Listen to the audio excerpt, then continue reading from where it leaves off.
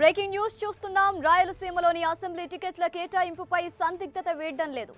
కోట్ల సూర్యప్రకాష్ రెడ్డి కుటుంబం టీడీపీలో చేరికపై డిప్యూటీ సీఎం కేఈ కృష్ణమూర్తి కుటుంబం గుర్రుగా ఉన్నట్లు తెలుస్తోంది. ఈ నేపథ్యంలో రాత్రి 8 గంటలకు కేఈ కుటుంబంతో చంద్రబాబు భేటీ కానున్నారు.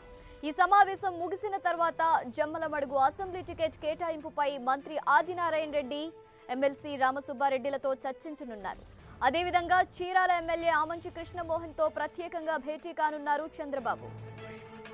రైట్గా మరింత సమాచారం మా ప్రతినిధి రవిచంద్ అందిస్తారు.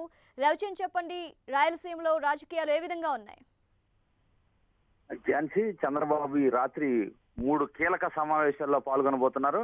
ముఖ్యంగా రాయలసీమలో కర్నూలు జిల్లాకు సంబంధించి కోట్ల కుటుంబం టీడీపీలో చేరిక సందర్భంగా కేఈ కృష్ణమూర్తి వర్గం మొత్తం అలిగి ఉన్న నేపథ్యంలో వారిని చంద్రబాబు పిలిపించడం జరుగుతుంది.